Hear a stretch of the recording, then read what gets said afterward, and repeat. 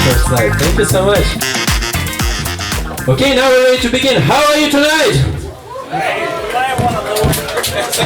I will not scream anymore, okay, if it's too loud.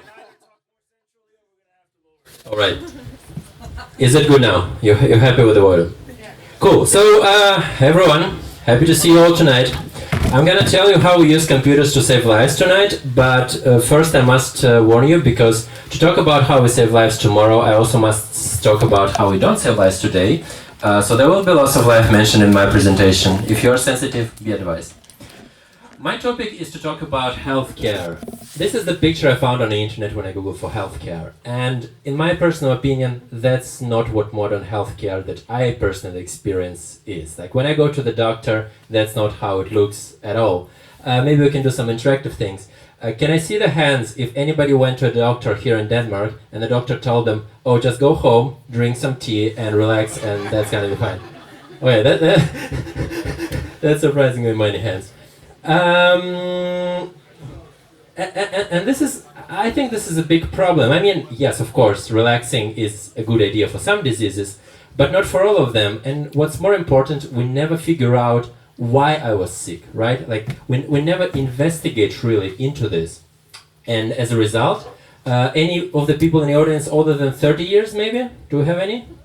Right, so for you, my friends, what I want to tell is that probably you experience that sometime after 25 you start getting chronic diseases. And basically what healthcare system tells us, well, you gotta live with it the next 40 years, like just keep carrying with this.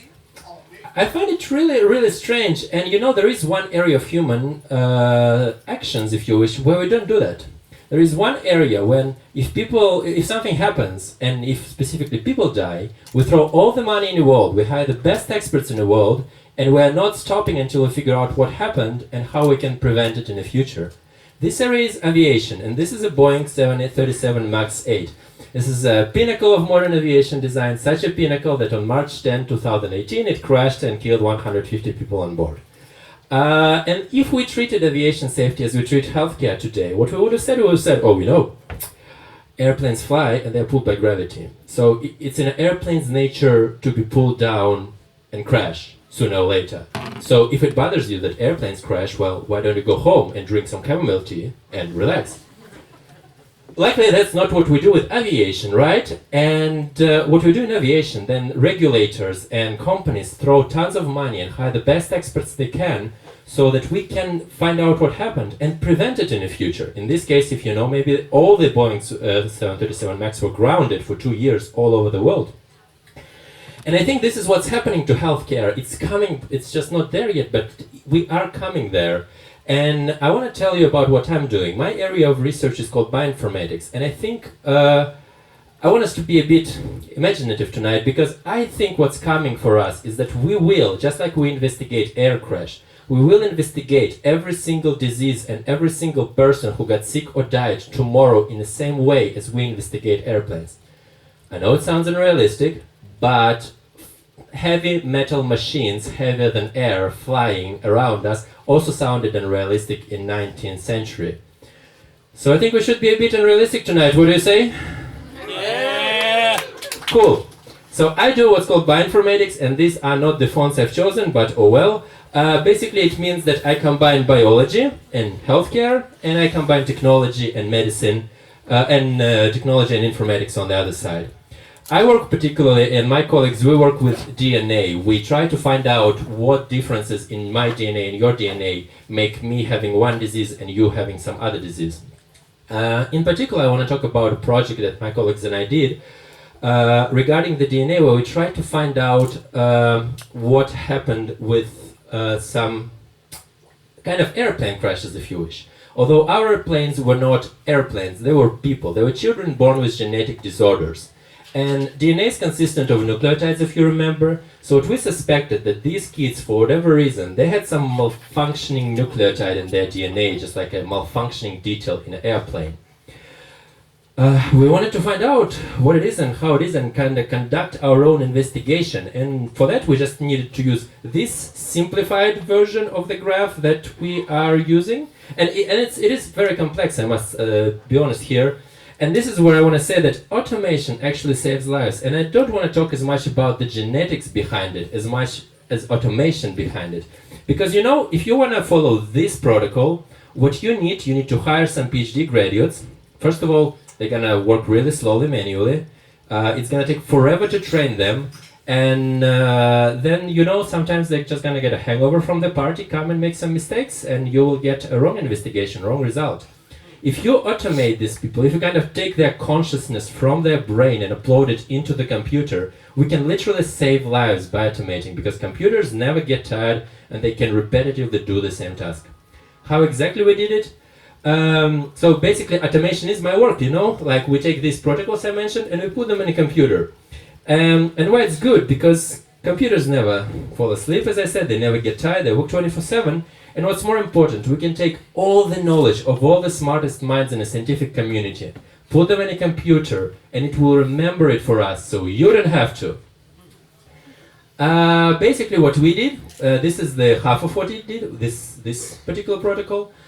The idea here is that we took children's DNA and we tried to find suspect nucleotides, some suspects that we would further decide whether or not they were guilty of causing the disease. And this is kind of like looking for suspects and describing each particular suspect, collecting the evidence. Except unlike real-world investigation, we had 1 million of suspects, literally 1 million suspect nucleotides, for each of which we wanted to collect some evidence.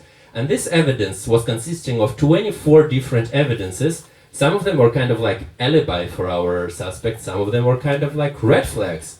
And then we would bring this information to our medical doctors, but no single medical doctor can check 24 parameters for 1 million of nucleotides. That is not physically possible, but computers can. So we did it for them, and we did this for medical doctors. We did all these things automatically, so the medical doctor can come and just have a sort of a Tinder for nucleotides, and doctors where you can just swipe left and right saying, you know, this nucleotide seems sus and this nucleotide doesn't seem sus, that's kind of okay.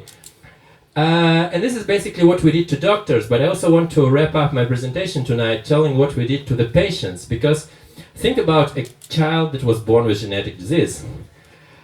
Suddenly, using technology, we were able to do this investigation and find out why it happened. And for the parents of this child, it makes a big difference to know what has happened to their kid. It gives them resolution, if you wish. So that's another very humane thing that tech brings to us that we can sometimes forget.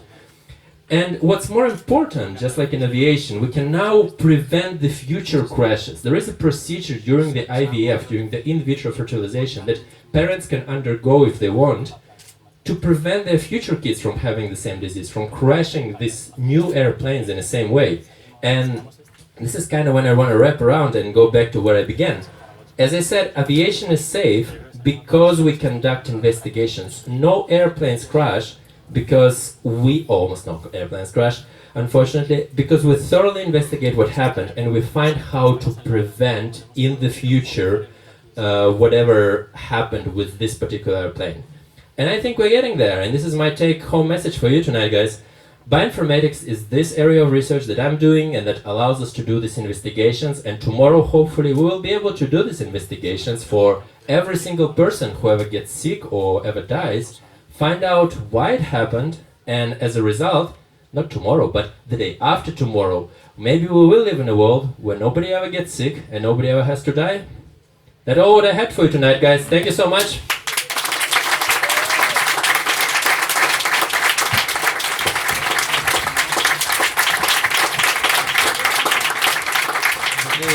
Thank you, Dimi. Give it up for Dimi, yes.